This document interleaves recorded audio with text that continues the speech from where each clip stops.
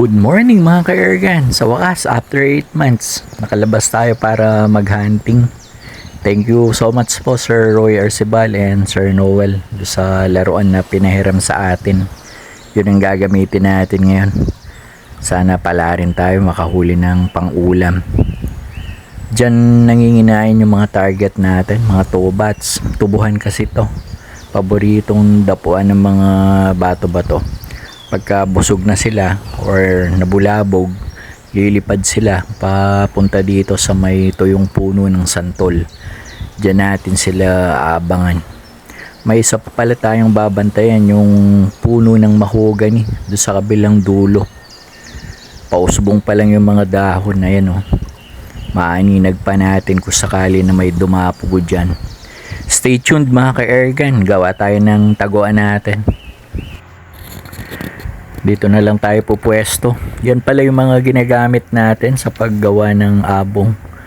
Mga kinayas na kawayan.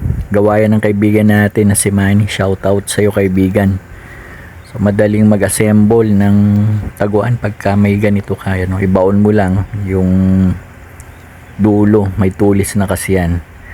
Tapos lagyan natin ng brace para hindi matumba. Nailagay na natin yung brace niya paikot. Yan na rin ang patungan ng laruan natin mamaya. Pwede na natin lagyan ng camonet pero wala tayong camonet. Ang inilagay ko mga tuyong dahon ng saging. Pinulot ko lang dito sa malapit. Wala pang 15 minutes mga ka-Airgun. May taguan na tayo. Pasok na tayo para makapag-start na tayong mag-abang. Stay tuned po mga ka-Airgun. Yan palang nakadapo mga ka-Airgun, no? Mga luklak tawag namin dyan, tsaka turyok-turyok. Hindi natin kinakain kaya hayaan lang nating nakadapo dyan. May dumapong red collared mga ka-Airgun, berahin natin.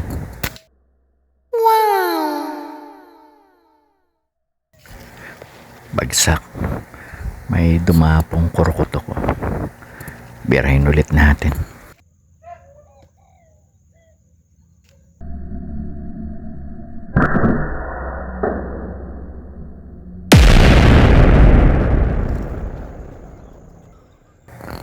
Meron ulit. Zebra dab na naman.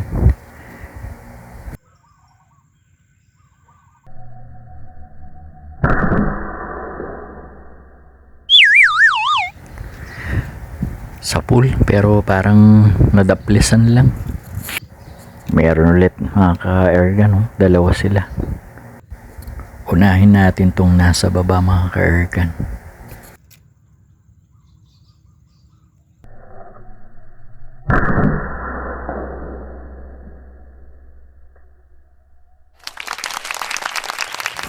Bagsak.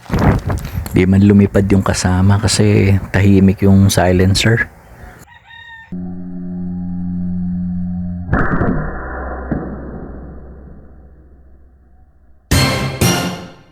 Bagsak ulit. Panglima na natin yan mga ka-Airgun. Shoutout po kay Sir Roy Arcibal and family, Sir Noel. Thank you.